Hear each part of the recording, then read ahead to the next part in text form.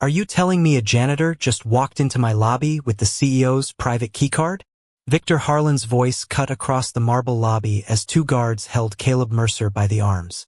The black keycard with the gold edge rested on Caleb's folded blue cleaning towel, inches from his worn badge, for 17B. Behind him, 9-year-old Avery clutched her backpack and whispered, "Daddy, why did he know your number?" Then Eleanor Veyron stepped out of the executive elevator and froze. 12 minutes earlier, the hallway behind the vending machines smelled like lemon disinfectant, warm metal, and rainwater tracked in from the loading dock. Caleb Mercer was on one knee, scraping gum from the baseboard with the dull edge of a putty knife. His gray janitor shirt damp at the collar from a long shift that had started before sunrise. The fluorescent light above him buzzed with a tired, uneven rhythm. Click, click. It made the service corridor feel like it was holding its breath. His phone vibrated once in his pocket. A message from Avery. "Dad, are you almost done?"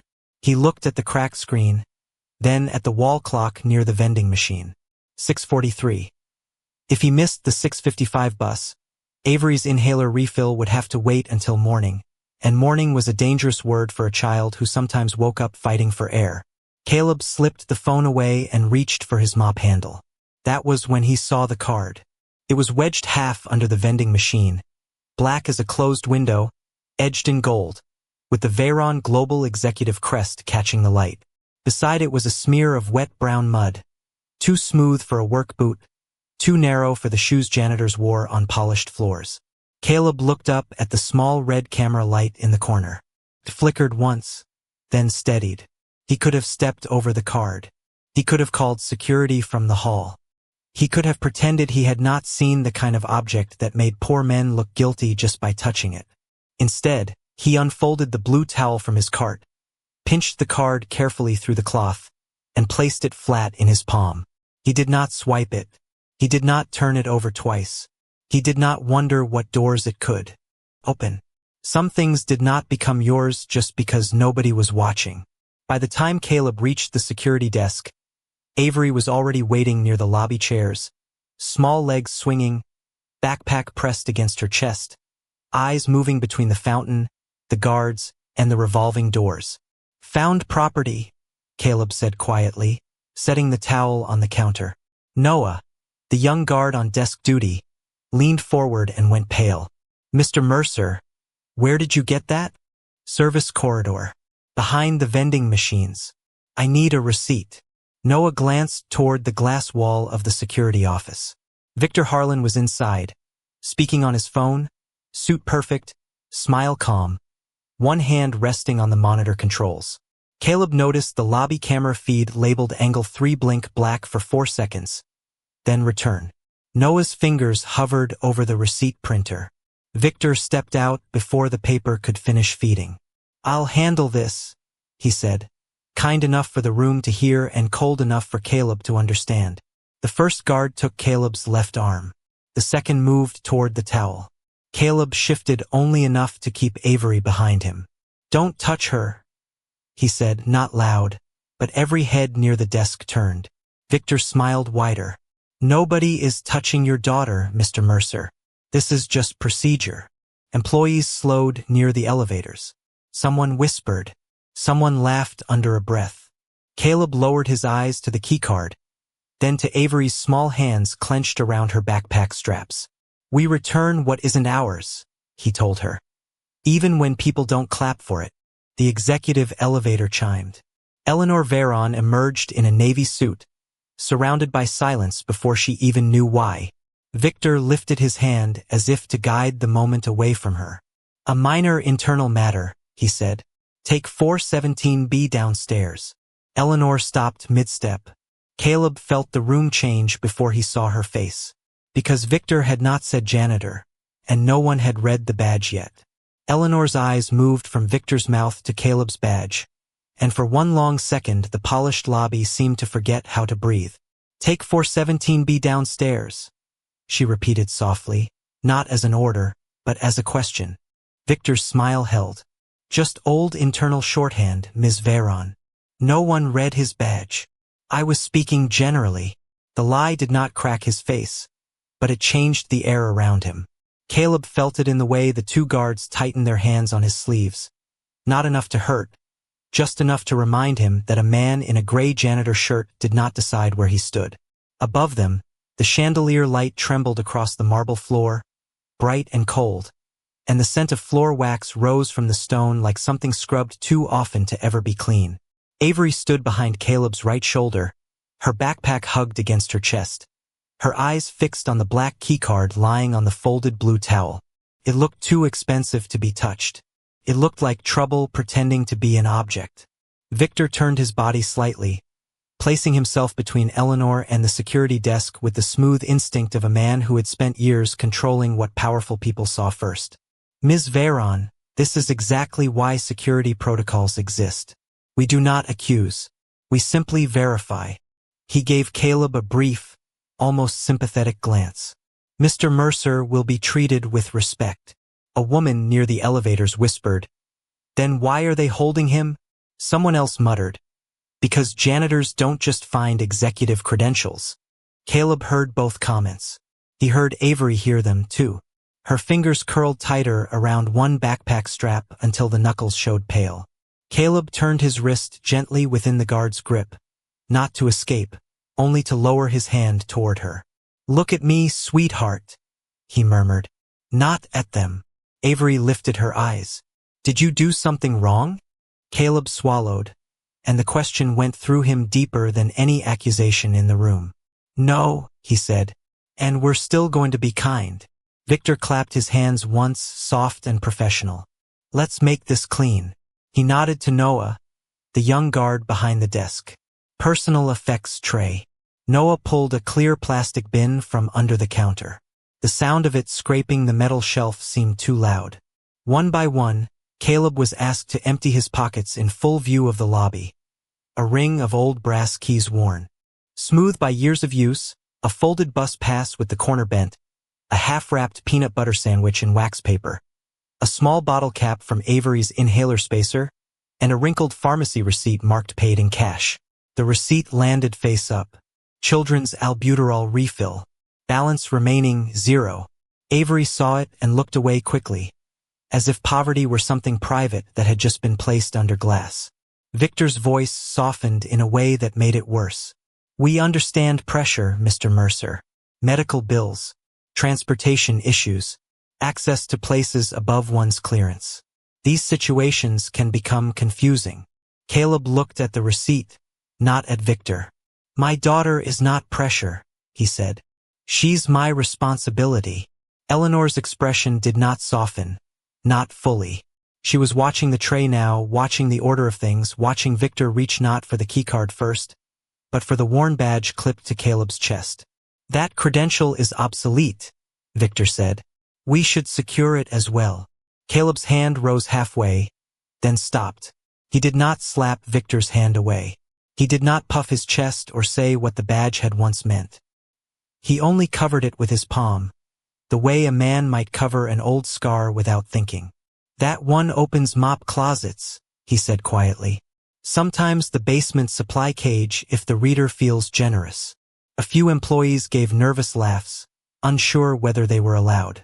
Victor did not laugh. Eleanor noticed that. She also noticed the way Victor's thumb hovered too close to the badge number, as if the worn plastic itself made him impatient. Why take it? She asked. Victor looked back at her with perfect calm. Chain of custody. If an employee is involved in credential misuse, all credentials become relevant. Even one that cannot access the executive floor? Especially then, people borrow what they lack. The phrase landed softly, but it landed cruel. Caleb felt Avery shift behind him. He moved 1 foot back, making a small wall of himself without appearing to challenge anyone. The lobby doors sighed open, letting in a thin draft of Chicago rain and street exhaust. Somewhere near the revolving glass, a phone camera clicked. Before its owner quickly lowered it. Eleanor heard it. Victor heard it too. His smile tightened. Let's move this away from public view, he said. For Mr. Mercer's dignity. Caleb looked at him then. Not angrily, not pleading, just steady. My dignity was fine when I walked up here to return what wasn't mine. For the first time, Victor's mask slipped by the width of a breath. Downstairs, he said to the guards, then caught himself and turned to Eleanor. With your approval, of course. Eleanor did not answer right away. She stepped closer to the tray. Her eyes passed over the bus pass timestamp, the pharmacy receipt, the blue towel, the keycard, and finally the badge for 17B, scratched across the edge as if someone had tried years ago to scrape the number away. Record everything from this point forward, she said. And no one questions the child. Victor's jaw flexed once. Of course. Noah reached for the desk recorder with a trembling hand, and that was when Caleb noticed something small but wrong. The found property receipt printer beside Noah still held a strip of warm paper inside its mouth, torn too early, before the ink had finished printing. Victor saw Caleb looking at it and, with the same polite smile, slid a file folder over the printer slot. Victor slid the file folder over the printer slot so smoothly that anyone farther than 6 feet away might have missed it. Caleb did not. He saw the warm receipt paper trapped beneath the folder. One torn white edge still curled like a tongue that had almost spoken. Noah saw it too. The young guard's throat moved once, and his eyes dropped to the desk as if the marble floor had suddenly become safer to look at than the truth. Caleb could have pointed at it. He could have said, right there in front of Eleanor Veyron, that the receipt existed, that Noah had printed it, that Victor was covering the first clean proof with a beige folder and a professional smile. But Noah's hands were shaking. Avery was still behind Caleb. And Caleb knew what powerful rooms did to frighten people when someone forced them to choose too soon. So he said nothing. Not yet. He only shifted his body a little farther between Avery and the crowd, and the blue towel beneath the keycard stayed exactly where he had placed it, flat, careful, untouched. 12 minutes earlier, there had been no crowd, no whispering employees, no CEO stepping out of a private elevator. There had only been the service corridor behind the vending machines, the sour smell of old mop water, and a thin line of rain leaking under the loading dock door. Caleb had been cleaning the baseboard with a putty knife, working slowly because the gum had hardened into the crack where the tile met the wall. His knees ached. His shirt collar was damp. His phone had buzzed twice in his pocket, both messages from Avery, each one a little smaller than the last. Dad, are we taking the bus soon? Then, Daddy, my chest feels okay, but I want to go home. He looked at the vending machine clock. 6:43 p.m. 11 minutes to finish, sign out, cross the lobby, and catch the 6:55 bus if the driver was kind enough to be late. In his coat pocket was the pharmacy receipt for Avery's inhaler refill, folded around the last of his cash like a secret he did not want his daughter to see. The medicine was paid for. Dinner was not. That was the kind of math Caleb did without moving his lips. He had gotten good at it over the years, the quiet arithmetic of single fatherhood, where every dollar already had a job before it touched your hand. He reached for the mop handle, and the light caught something under the vending machine. Black, gold-edged, too clean to belong in a corridor that smelled of bleach and wet rubber. The executive keycard was wedged near the back foot of the machine, half hidden by shadow. Beside it ran a crescent of smooth brown mud, the kind left by dress shoes crossing wet pavement, not the heavy square print of Caleb's work boots. Caleb looked up at the corner camera. This red light flickered, died for a heartbeat, then came back. He waited, not because he was afraid, but because he had learned long ago that a poor man's hands needed witnesses more than rich men's words did. The camera stayed red. Caleb pulled the blue towel from his cart, the one he used only for glass and polished brass, folded it once and used it to lift the keycard by its edge. He did not turn it over more than necessary. He did not test it against the nearest reader. He did not slip it into his pocket to free his hands. He laid it on the towel like something fragile because whether it belonged to a billionaire or a mail clerk, it belonged to someone else. Halfway down the corridor, he stopped beside a small puddle spreading from the vending machine hose. Any other night, he might have left it for the next round. Tonight, he looked toward the lobby, thought of Avery waiting, and still pulled the caution cone from his cart.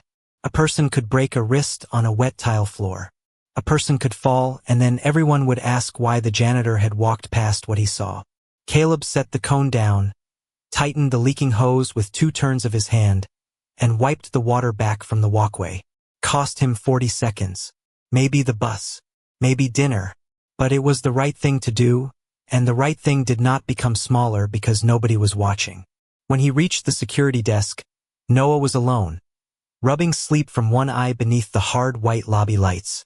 Avery sat on the public bench near the fountain, swinging her legs without touching the floor, pretending not to stare at the keycard.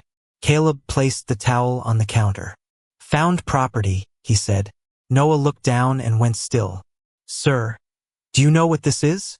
"No," Caleb said. "And I don't need to. I need a receipt." Noah glanced at the handbook binder standing open behind the desk, where a laminated page read executive credential loss or recovery.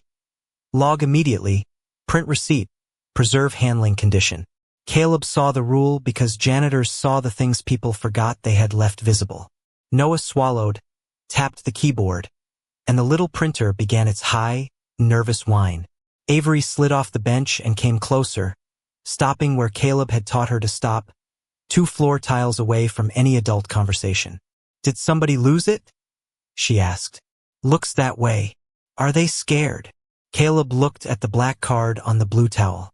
For a moment, he thought of all the times Avery had cried over a missing library card, a lost glove, the photo of her mother she kept in the front pocket of her backpack. Small things could hold big panic. "Maybe," he said, "that's why we give it back properly." Noah's printer clicked. A strip of paper emerged, warm and white, carrying Caleb's name, the time, and the words recovered executive credential. Then Victor's office door opened. The smell of expensive cologne reached the desk before he did. Noah's hand froze over the receipt. Victor's smile appeared first, clean and practiced. "I'll take it from here." Caleb noticed Noah's fingers tremble. He noticed Victor's eyes go first to the badge on Caleb's chest, not the keycard. He noticed the lobby monitor labeled Angle 3 blink dark for 4 seconds. Back in the present, with Eleanor watching and Avery silent behind him, Caleb kept his eyes on the folder covering the half-printed receipt and understood something cold and simple. His small act of kindness had not merely returned a lost keycard. It had interrupted someone else's plan. Caleb understood, with the quiet certainty of a man who had spent half his life repairing things other people pretended were not broken, that the keycard had not simply been lost. It had been placed into the world like a match near dry paper, and his mistake, if kindness could be called a mistake, was picking it up before the wrong person could finish the fire. Victor's file folder still rested over the receipt printer, beige and ordinary, but Caleb could see the torn white edge beneath it, warm paper cooling in the lobby air. Eleanor saw Caleb looking. She saw Victor notice Caleb looking. But she did not move like a woman ready to believe anybody yet. She moved like someone who had inherited a billion-dollar company from a father who taught her that pity was not evidence. "Mr. Harlan," she said, her voice calm enough to sharpen the silence, "pull the raw access log for my executive credential." Victor's smile did not break. "Of course, we can have a cleaned copy prepared in security." "Not cleaned." Eleanor's eyes stayed on the keycard resting on the blue towel. "Raw." A few employees near the elevators shifted their weight. The fountain behind the lobby chairs kept spilling water over black stone, a soft, constant sound that made every human breath seem louder. Avery stood 2 tiles behind Caleb, exactly where he had taught her to stand when grown-ups were upset, and her fingers worried the zipper of her backpack back and forth, a tiny nervous rasp in the space between words. Noah turned to the terminal at the desk, but Victor stepped closer to him with practiced ease. "I'll guide him through it," Victor said. "The system can be confusing for junior staff." Noah's shoulders rounded. Caleb looked at the young guard and said nothing. Sometimes mercy was not forcing a scared man to become brave before his knees were ready. Eleanor lifted one hand. "No." "Noah will export it. You will stand there." It was not loud, but something in the lobby obeyed her. Victor stepped back half a pace, still smiling, still polished, but the tendons beside his jaw tightened like wires under skin. Noah typed, The keys sounded brittle. A printer behind the desk woke with a small mechanical cough. Then the monitor turned toward Eleanor. The access log appeared in black text on a pale blue screen. Kredentyal ev 01. Executive elevator. Floor 47. Entry authorized. 6:41 p.m. A thin murmur moved through the lobby. Victor exhaled like a man relieved to have a simple answer. There we are. The card was used before it was recovered. That is why this matter is serious. He looked at Caleb with careful disappointment. Mr. Mercer, you understand how that looks. Caleb did understand. He understood how worn shoes looked beside polished marble. He understood how a lunch wrapped in wax paper looked beside a private elevator. He understood that some rooms decided guilt before truth had finished walking in. But his eyes had gone to the vending machine clock reflected faintly in the security glass. He remembered the red numbers. 6:43. He remembered because Avery had texted him, because the bus mattered, because medicine mattered, because 2 minutes could change whether a child slept easily or woke up wheezing. Caleb lowered his gaze to the keycard. May I ask one question? Victor gave a short laugh through his nose. This isn't an interview, Mr. Mercer. Eleanor did not look. Away from the log. Ask it. Caleb pointed not at Victor, not at Eleanor, but toward the service corridor beyond the lobby. If that card opened floor 47 at 6:41, how did I find it under the vending machine at 6:43? The lobby slowed. Not stopped. Slowed. The way traffic slows when people see smoke ahead but not yet flames. Eleanor's face changed by almost nothing, just a slight narrowing of her eyes. Confirm the vending timestamp, she said. Victor spoke too quickly. Service corridor clocks drift all the time. Caleb turned his head then. So did Eleanor. So did Noah. Because nobody had said the timestamp came from the corridor wall clock. Noah swallowed and clicked into another window. The vending machine is on the central payment server, he said, voice thin. It syncs automatically every 60 seconds for card purchases. Victor looked at him, and the young guard immediately lowered his eyes. Eleanor stepped closer to the monitor. Show it. Noah pulled up the maintenance ping from the vending machine. Machine B12. Service corridor.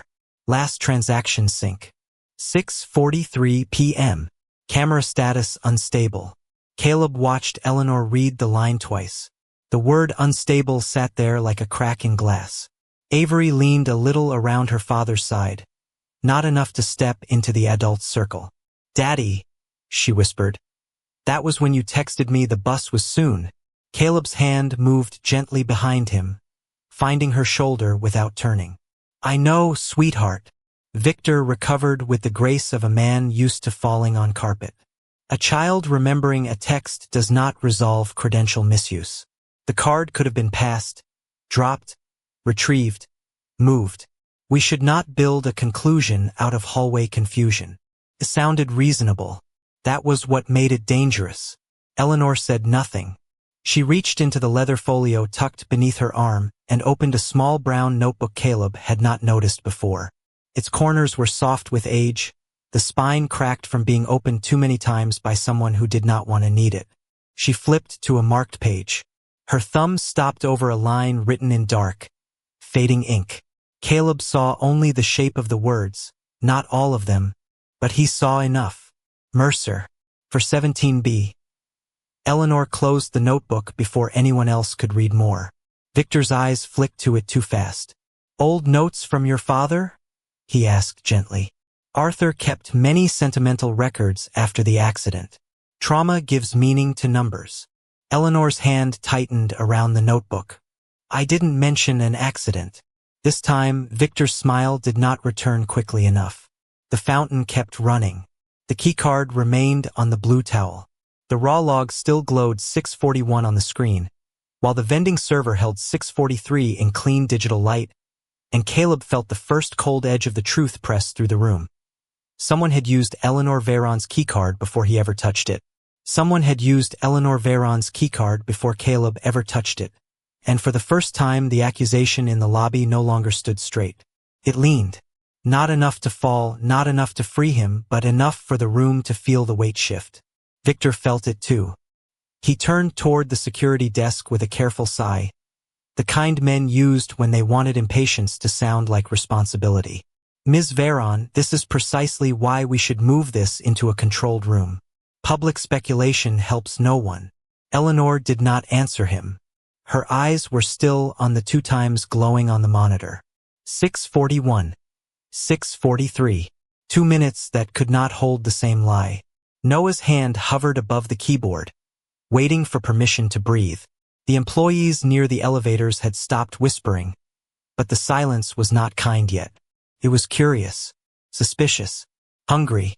Caleb kept one hand lightly behind him, fingertips resting on Avery's shoulder, feeling the tiny rise and fall of her breath through the fabric of her backpack strap. She was calmer now, but not safe. Not in a room where adults could make a child feel small without ever raising their voice. Export the raw cache, Eleanor said. Now. Noah nodded and clicked the command. The terminal began to process, a thin blue bar crawling across the screen. Somewhere behind the desk, a small machine gave a soft electronic chirp. Then another. Then the lights above the security closet flickered once, dimmed, and came back too bright. Caleb's head turned before anyone else reacted. He heard it under the fountain, under the rain tapping the glass doors, under the low hum of the lobby's ventilation system. Click, click, pause, click, a relay out of sequence. Not broken, telling on someone. Victor stepped forward immediately. Routine power reset, he said. Happens when logs are pulled during peak system load. Noah, let it cycle. Noah's finger moved toward the confirmation prompt. Caleb spoke before he could touch it. Don't. The word was not loud, but it cut clean. Noah froze. Victor turned slowly, as if Caleb had forgotten his place in the room. Excuse me? Caleb looked at the small red warning light above the security closet door. If he lets that cycle finish, the 30-minute local cache clears. Victor gave a patient smile. Mr. Mercer, with respect, you clean floors. You do not administer enterprise security systems. A few people looked away, embarrassed by the smoothness of the insult. Caleb did not. He had been insulted in quieter ways by better men and louder ways by worse ones. He only lifted his chin toward the closet. That isn't a peak load reset. That's manual wipe sequence with a preservation relay out of rhythm. Victor's smile stayed, but his eyes sharpened. And you know that because? Caleb did not answer the question the way Victor wanted. He did not say where he had learned it. He did not say what room had once filled with smoke, or whose hand he had held while alarms screamed through the ceiling. He only said, because machines repeat what people tell them to do. That one is being told to forget. The blue progress bar on Noah's screen reached 62%. The UPS alarm behind the closet door chirped again. Faster now. Eleanor stepped closer, and the heel of her shoe made one clear sound on the marble. Can the cache be preserved? She asked Noah. Noah looked terrified. Maybe, if I hit right lock before the reset completes, but the lever is inside the closet and security access is restricted. Victor moved in at once. Absolutely not. We do not let a junior guard open a live panel in front of a crowd because a janitor thinks he heard something. Caleb felt Avery tense at the word janitor, and he squeezed her shoulder once. Not in shame. In answer. He's right about one thing, Caleb said. Noah shouldn't touch a live panel unless he knows where the load is. Victor spread his hands. Then let trained personnel handle it. There isn't time. The progress bar reached 71%. Eleanor turned to Caleb, still not trusting him fully, but now forced to weigh his calm against Victor's speed. What would you do? Caleb glanced at the yellow safety line painted on the floor before the security closet. I wouldn't cross that line. I don't have clearance. The answer seemed to surprise her more than if he had claimed he could save everything himself. He pointed to the closet door. Noah can open the outer panel. Left side only. There should be a red manual right lock lever under a dust cap. It won't be labeled for the new system. It will say Loop 3. Noah's head snapped up. Loop 3. Caleb nodded once. Do not touch the black switch above it. That's load transfer. Red lever only. Pull down. Hold 3 seconds. Release when the alarm drops. Victor laughed softly, but it came out dry. This is absurd. Ms. Veron, he could have read old manuals online. Loop 3 was never put online, Noah whispered. The lobby heard him. Even the fountain seemed quieter after that. Eleanor looked at Noah. How do you know? Because we asked for updated training last quarter. Security said the old preservation protocols were retired after the fire 12 years ago. The word fire moved through Eleanor like a hand pressed against an old bruise. Caleb saw it, and for a second he regretted speaking at all. Not because he was wrong, but because truth had a way of hurting innocent people on its way out of hiding. The progress bar reached 83%. Avery covered one ear with her hand, watching her father with wide eyes. Caleb bent slightly, keeping his voice gentle. Cover both ears, sweetheart. The backup unit may pop. She obeyed. A child doing exactly what a child should do. Trusting the one adult who had never made her carry more than her age could hold. Eleanor made her decision. Noah, open the panel. Follow Mr. Mercer's instructions. Victor stepped back. Victor's face did not change, but his right hand closed once at his side. Noah hurried to the closet, swiped his own guard card, and opened the outer panel. Dust breathed out into the light. Inside, beneath new plastic labels and bundled fiber lines, sat an older metal plate with faded lettering. Emergency preservation. Loop 3. Noah looked back as if the words had spoken. Red lever, Caleb said. Down. Hold. Count slow. Noah pulled it. The alarm screamed once, sharp enough to make several employees flinch. Avery pressed both hands over her ears. The blue progress bar stopped at 92%. The lobby lights dipped, then steadied. The terminal flashed a new message. Local cache right-locked. Export preserved. No one spoke. A rolling chair behind the security desk stopped halfway across the floor because the guard pushing it had forgotten to keep moving. The air conditioner seemed suddenly loud. Eleanor's hand came down slowly onto the edge of the desk, not for balance exactly, but because the room had changed shape around her. Caleb had not cleared his name. Not yet. He had not proven who used the keycard or why Victor wanted the cash gone. But he had kept the evidence alive, and he had done it without crossing a line he had no right to cross. Victor adjusted his cuff. A lucky guess under pressure. Noah shook his head before fear could stop him. No, sir. The system log says manual preservation engaged using Legacy Loop 3. That protocol requires pre-fire training authorization.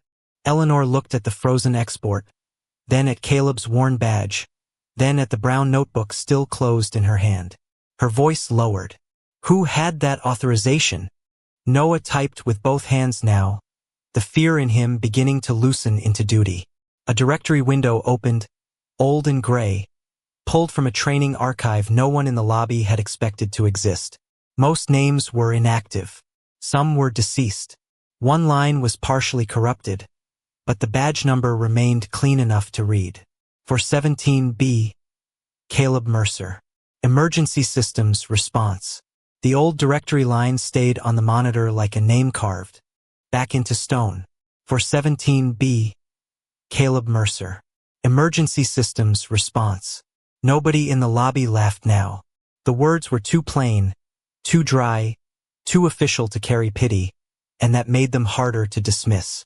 Victor leaned in just enough to read it, then straightened with a professional breath. Legacy training files are often messy, he said. Old badges get reassigned. Names get duplicated. We should not confuse an archive artifact with present facts. Caleb looked at the screen, but he did not step toward it. He did not say, "That's me." He did not say, "I told you."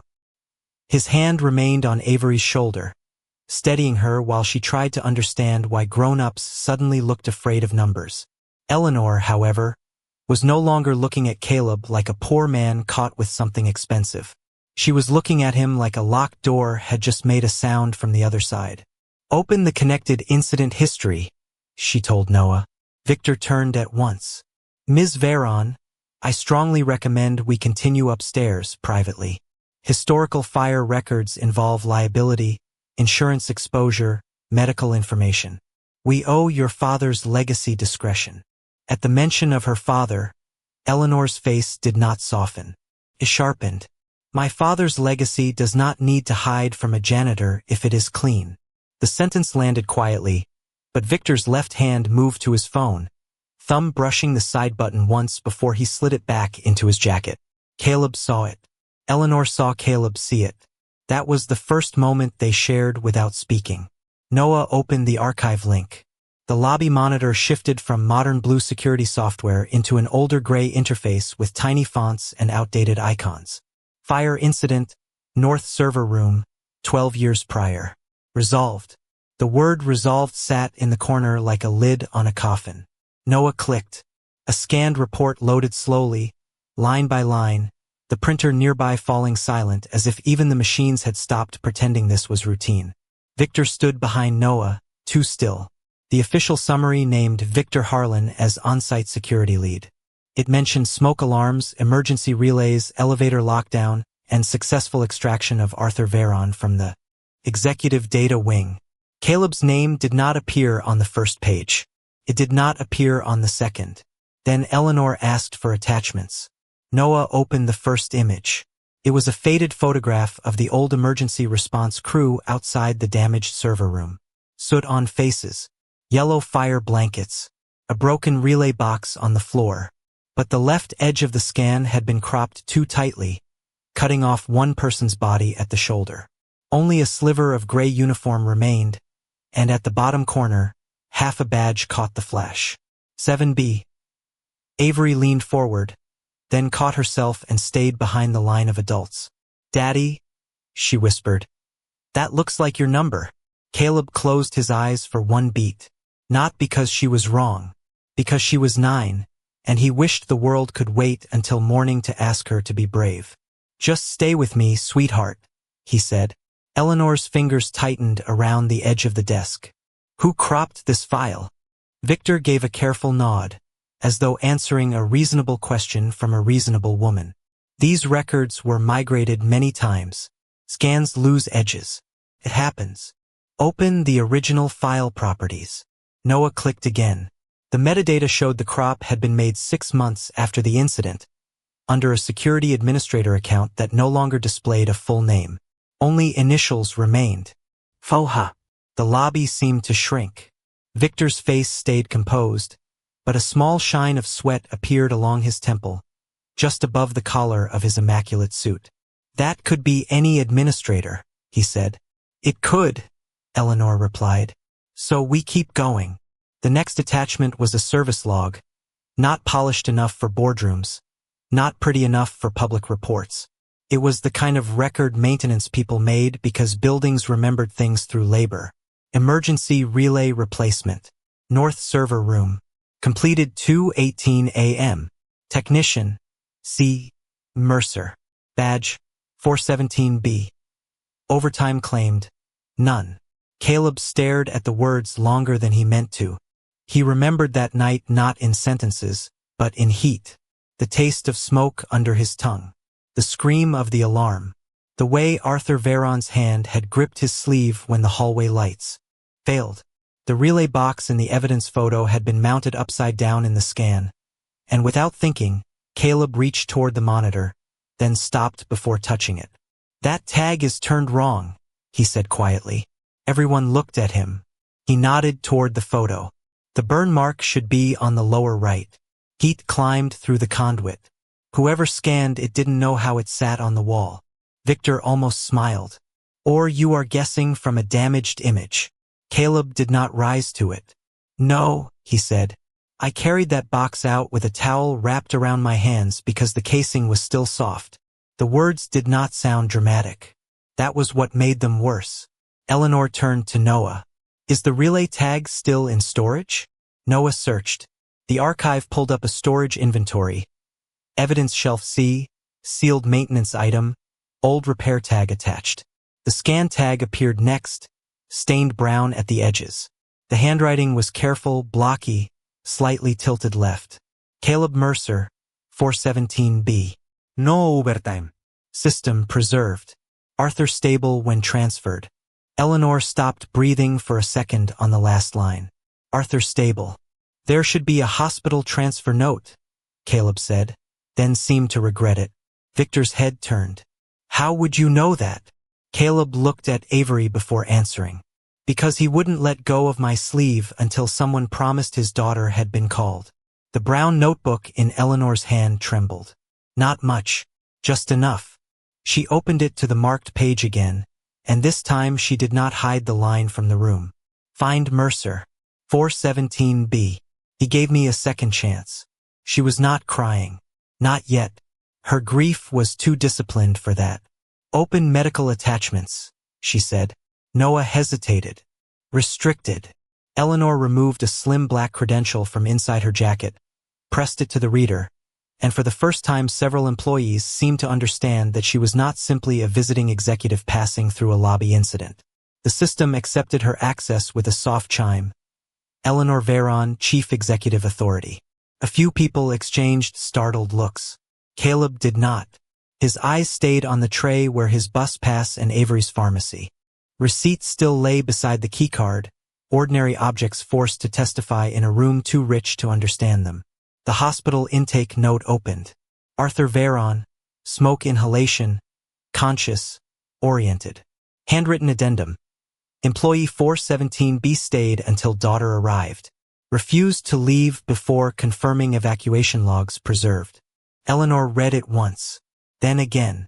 Victor stepped closer, lowering his voice to something almost tender. Eleanor, your father was recovering from trauma. He attached meaning to fragments. You know how he was after the fire. She looked up slowly. I never told you what he wrote in the notebook. Victor's mouth closed. Noah's terminal chirped. A red banner appeared across the archive window. Remote purge request initiated. Credential source, EV01. Target, cold backup, fire incident archive. Countdown, 4:59. For the first time, Victor's mask did not slip. It hardened. That is a containment safeguard, he said. No one touch anything. Caleb heard the relay in the security closet hum steady now, protected by the right lock he had asked Noah to pull. He looked at the countdown, then at the black keycard on the blue towel. Ms. Veron, he said, voice low. Somebody didn't just borrow your card. They borrowed your name. Eleanor closed her father's notebook and turned toward the lobby full of watching employees, guards, board members gathering at the elevator banks, and a child standing behind her father with both hands on her backpack. The truth was no longer small enough for a security office, no longer polite enough for a private room, and no longer safe behind any door Victor Harlan controlled. The lobby had changed, but the marble was the same. The same black stone fountain kept spilling water in a soft, expensive whisper. The same glass elevators rose behind Victor Harlan like sealed tubes of power. The same security desk stood beneath the same white lights where Caleb Mercer had been held by both arms less than an hour earlier. His daughter behind him, his badge treated like a stain. Only now, Eleanor Veron had ordered the room rearranged so the truth would not have to ask permission to be seen. 2 portable monitors were rolled out from a conference alcove. Noah connected one to the lobby camera system and the other to the raw archive feed preserved by the Loop 3 right lock. Employees gathered in a wide, uneasy half circle, careful not to stand too close to Caleb, but no longer willing to stand too close to Victor either. Board members who had arrived for the 7 o'clock meeting stood near the elevator bank with leather folders tucked under their arms, their faces caught between irritation and alarm. Caleb did not stand in the center like a man waiting for victory. He stood near the security desk with Avery slightly behind him, his gray uniform still creased from the guard's hands, the blue towel folded neatly on the counter with the black and gold keycard resting on top. His badge, for 17B, remained clipped to his chest. The number looked smaller under public light, and somehow heavier. Eleanor looked toward Avery and then toward the seating area behind the stone column. She doesn't need to stand in the middle of this, she said. Caleb nodded once, grateful without making a show of it. He guided Avery to a chair where she could still see him but not every face in the crowd. Her inhaler sat beside a paper cup of water on the small glass table. Avery touched his sleeve before he stepped away. Are they going to say you did it again? She asked. Caleb bent just enough for only her to hear. They can say what they need to say. We will stay with what is true. Victor heard the tone if not the words. He adjusted his cuffs and stepped into the open space with calm authority. The same calm he had used when Caleb's pockets were emptied into a plastic tray. Ms. Veron, he began, making sure his voice carried to the board members. I must object to this public handling of an internal security matter. We are risking confidential systems, executive privacy, and the dignity of a low-level employee who may not understand the consequences of being placed on display. A few people nodded before they realized what they were agreeing with. Victor was good at that. He could make control sound like compassion. Eleanor let the words hang. She did not rescue Caleb from them. Not yet. She only looked at Caleb as if giving him the dignity of deciding whether to be hidden. Caleb's eyes moved to the tray on the counter. Bus pass, pharmacy receipt, old brass keys, badge, blue towel, keycard. Small things. Honest things. I don't need to be protected from the truth, he said. Just from having it moved where nobody can see it. The air tightened. One of the board members lowered his folder. Eleanor turned to Noah. Start with the item that began this. Noah swallowed and brought up the lobby camera feed. The first image appeared on the screen. Caleb entering the lobby from the service corridor. Blue towel held flat in both hands. Keycard lying on it. He was not hiding it. He was not looking around for cameras. He was walking straight to the security desk with the slow, tired gait of a man who had already spent his strength on work and still chose the longer right thing over the easier silence. The clip continued. Caleb placed the towel down. Noah leaned forward. His lips moved. Found property. Caleb's voice from the desk microphone came through faintly but clearly. I need a receipt. Victor stepped forward. That audio is incomplete. Desk microphones often clip the beginning of interactions. Eleanor did not look at him. Then we will use the next piece. Noah clicked to the service corridor footage. Grainy, dim, flickering at the edges. The vending machine stood against the wall, its digital payment display glowing 6:43 p.m. Caleb knelt, not near any executive elevator, not near any restricted door, but beside the vending machine leak, lifting the keycard with the blue towel. A red caution cone appeared in the frame as he set it by the wet tile. He stopped to place a cone, someone whispered. It was not a grand revelation, but it moved through the crowd with strange force. A guilty man running a scheme did not usually take 40 seconds to keep strangers from slipping. Victor recovered smoothly, or he staged caution after handling the card.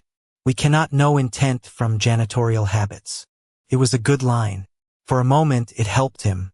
The room leaned back toward doubt, because doubt was easier than admitting they had watched a decent man be humiliated. Caleb did not argue. He looked at the image and said, There was water on the floor. Victor gave a sad smile. Yes, Mr. Mercer. We can all see the cone. Not the cone. Caleb pointed not at the screen center, but at the bottom edge. The mud. Noah froze the image. On the tile beside the vending machine was the crescent of smooth brown mud Caleb had seen before, narrow and polished at the heel. Eleanor moved closer. Compare it to his boots. Noah did. Caleb's work boots left square, heavy tread marks from the service closet to the hallway. The mud beside the keycard was different. Thin, arched, expensive, like the print of a dress shoe crossing rain near the loading dock. Victor folded his hands in front of him. Many executives use that corridor. Mud proves nothing. Then show loading dock camera before 6:41, Eleanor said. Victor's face remained professional, but the delay before his answer was a fraction too long. Angle 3 was temporarily offline. Noah's fingers hovered over the keyboard. Actually, he said, then stopped. Everyone looked at him. The young guard's face had gone white, but his voice did not disappear this time. Angle 3 went dark for 4 seconds in the lobby. Loading dock camera stayed up. I copied the buffer before the cache reset. Victor turned on him with a wounded expression. Noah, be careful. You are speculating under pressure. Caleb looked at the young guard, and instead of pressing him, instead of making him carry the whole truth alone, he said, "Just say what you saw. Not more." Noah nodded, barely. The loading dock footage opened. Rain streaked across the camera lens. At 6:39 p.m., a man in a dark suit crossed from the executive parking entrance toward the service corridor. The face was hidden by angle and umbrella, but the shoes were visible when he stepped through a puddle. Narrow hill. Smooth brown mud. The lobby did not erupt, quieted in layers. First the employees stopped shifting. Then the board members stopped murmuring. Then even the fountain seemed too loud. Victor spoke before the silence could settle. A suited individual in a loading dock does not identify a suspect. We are now turning shadows into accusations. Eleanor nodded once, almost agreeing. Correct. Shadows are not enough. Victor's shoulders eased by a hair. Then Eleanor turned to Noah. Show the desk receipt. Victor's eyes changed. Not much. Just enough for Caleb to see the man behind the procedure. Noah reached into a clear evidence sleeve Eleanor had ordered sealed in the lobby. Inside was the found property receipt, wrinkled, torn at the top, retrieved from the trash beside the security desk. Caleb Mercer, recovered executive credential. Time logged, 6:44 p.m. The room saw it. The paper that Victor had tried to keep small had become large enough to fill the lobby. Eleanor placed it on the counter beside the badge 417B and the blue towel. 3 ordinary things, all saying the same quiet sentence. He brought it back. Victor stepped forward, voice lower now, gentler, more dangerous. Ms. Veyron, I removed that receipt from circulation to prevent premature panic. Imagine the press seeing an executive credential lost tied to your name. Eleanor turned to him. Then why did the audio capture you saying, "Turn off angle 3? Noah played it. The recording crackled, full of lobby hiss and desk noise, but Victor's voice came through clear enough. Turn off angle 3. Victor exhaled slowly, as if disappointed in everyone's inability to understand him. Camera igiene. We rotate angles during sensitive incidents. Eleanor's gaze sharpened. No one had said angle 3 yet. Victor's mouth parted, then closed. Across the lobby, Avery stood from her chair but did not move closer. She only held the paper cup in both hands and looked at the monitor, old enough to feel the shift, young enough not to know what to do with it. Caleb lifted one hand gently, and she sat back down. He would not let his daughter become evidence. He would not let the room use her fear as proof. This isn't for revenge, Caleb said, his voice quiet but carrying. It's so the next person who does the right thing doesn't get buried for it. Eleanor stood still for a moment, then made the decision Victor had been trying to prevent since the keycard hit the desk. Mr. Harlan, your authority over this scene is suspended pending board review.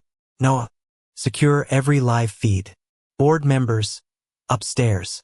We open the cold backup by quorum, outside security control. Victor's polished face finally lost its warmth.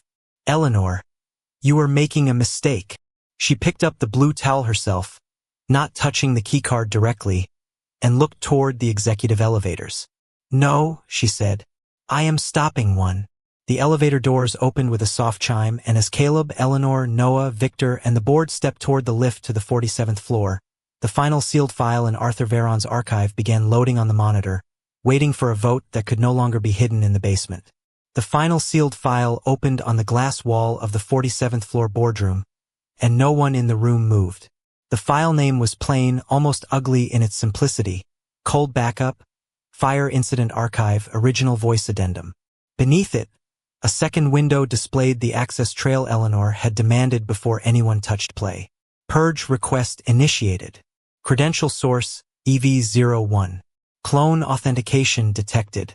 Origin Terminal, Security Administration Office, Victor Harlan. The words did not shout. They did not need to. They sat in clean white text against a black screen while the city of Chicago glittered beyond the glass like another world. Far below the room where Caleb Mercer stood in a gray janitor uniform with one hand resting lightly on Avery's shoulder. Victor's hand tightened around the back of a leather chair. just a small movement, for fingers pressing down until the knuckles lost color. Metadata can be misread, he said, his voice dry now, the warmth gone thin. Especially in legacy systems with layered permissions.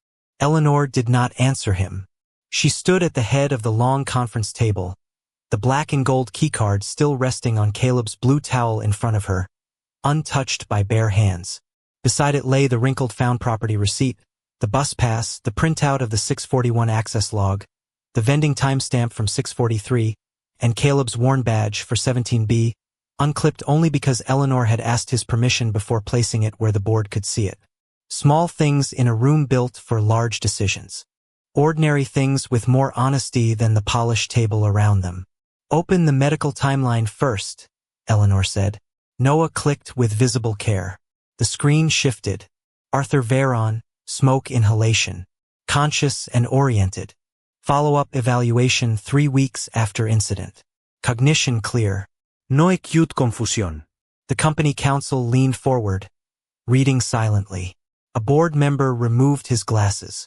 Victor's eyes moved away from the screen for the first time, not toward Eleanor, but toward the door, as if calculation had become instinct. Eleanor saw it. Security access to this floor is frozen, she said. No one leaves until the file is preserved. Victor gave a small, wounded smile. Eleanor, this is not how your father would have wanted his company treated. Her face did not break, but her hand closed around the edge of Arthur's brown notebook. You do not get to use my father as a curtain. The room went still enough that the faint hum of the projector became a sound with edges. Noah opened the audio file. For a second there was only static, a thin crackle like dry leaves underfoot. Then Arthur Veron's voice filled the boardroom. Older, tired, unmistakably human. If this record is being heard, then someone has buried the report. A chair creaked. Someone inhaled too sharply and stopped. Caleb's eyes lowered to the table. Avery looked up at him, frightened less by the words than by the way every adult seemed suddenly afraid of listening. Arthur's voice continued, roughened by smoke and time. Find Caleb Mercer. Badge 417B. He pulled me out of the north server wing when the relay failed. He preserved the evacuation logs. He refused to sign the false cause statement. Victor's pen slipped from his hand. It hit the table once, rolled in a small silver arc, and stopped against the found property receipt. No one picked it up. The recording carried on. Harlan wanted the report changed. Said the company needed a clean story. Mercer said a clean lie still leaves smoke in the walls. Caleb closed his eyes then, not in triumph, not in relief, but in the weary pain of hearing an old night return with a dead man's voice attached to it. His thumb moved once across Avery's shoulder seam, a small fatherly motion that said, "Stay here, breathe slow, you are safe." Eleanor's face had gone pale, but she did not cry. The tears could come later, somewhere private, somewhere her grief did not have to share a table with legal evidence. Pause it, she said softly. Noah paused the file. The silence after Arthur's voice was larger than the voice itself. The city lights blinked beyond the glass. The ventilation whispered. A phone vibrated somewhere, then was silenced before the second buzz. Victor swallowed. When he spoke, his words came out measured, but the room could hear the effort now. Arthur was recovering from trauma. He had reasons to resent decisions made under pressure. He may have misunderstood operational necessity. Company counsel looked down at the medical timeline, then at the metadata. The recording was made 23 days after discharge. Confirmed cognitive clearance. Signed physician note. Noah clicked again. The final document appeared. Draft incident report. Unsigned. A red deletion trail showed one line removed from the official version. Employee Caleb Mercer, for 17B, declined to certify equipment failure as staff negligence without full audit. Another click revealed the audit request had been denied by Victor Harlan's office the next morning. Not rumored, not implied, logged. The boardroom changed in a way no camera could fully capture. The people who had avoided looking at Caleb now looked and did not know how to hold the sight of him. Not as a janitor. Not as a suspect. Not as a sad man with a sick child and worn shoes. As a man whose character had held its shape for 12 years while a billion-dollar company bent around a lie. Eleanor reached for her own CO badge, unclipped it from her jacket, and placed it on the table beside Caleb's old 417B.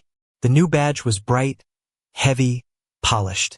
Caleb's was scratched at the edge, dulled by years of cleaning chemicals and thumbprints. The contrast should have made one look smaller. Instead, the worn one seemed to pull the room toward it. This company did not lose his name, Eleanor said. Her voice was quiet, but it struck every wall. Someone buried it. Victor opened his mouth, but nothing came. His eyes went to the glass, to the table, to the keycard, to the receipt, to the badge. There was no single object he could dismiss anymore, because each small proof held the next one upright. The keycard showed the stolen credential. The timestamp showed Caleb could not have used it. The receipt showed he had returned it. The write lock saved the cache. The archive restored the fire log. The recording gave the buried name a voice. The room had no more room for his story. Eleanor turned to the board. Victor Harlan is suspended effective immediately. All security authority is revoked pending independent investigation. Preserve the raw logs, the cold backup, the original receipt, the camera files, and the cloned credential record. Council, notify outside investigators tonight. One board member nodded. Then another. The vote did not need ceremony. The system that had protected Victor began, finally, to protect the truth. Avery let out a breath she had been holding and slipped her small hand into Caleb's. "Daddy?" she whispered. "Did Grandpa Arthur know you?" Caleb looked down at her, the faintest ache crossing his face at the innocence of the question. "He knew what I did," he said. "That's enough for tonight." Eleanor heard him. She looked at Caleb then, not with pity, not with surprise, but with respect that had arrived by the hard road of evidence. "Mr. Mercer," she said, using his name carefully, as if returning something fragile. "I am sorry it took this company 12 years to say it." Caleb looked at the badge on the table, then at the keycard he had tried to return before all of this began. He did not smile like a man who had won. He only stood straighter, the same quiet man in the same gray uniform, and said, "Just make sure it doesn't take 12 years for the next one." No one answered. The entire boardroom remained silent, not because there was nothing left to say, but because, for once, the truth had spoken first. And as justice began moving through signatures, locked accounts, preserved files, and stunned faces, Caleb Mercer stood beside his daughter with a question no evidence could answer for him. After a buried name is finally returned, what kind of life does a father choose next?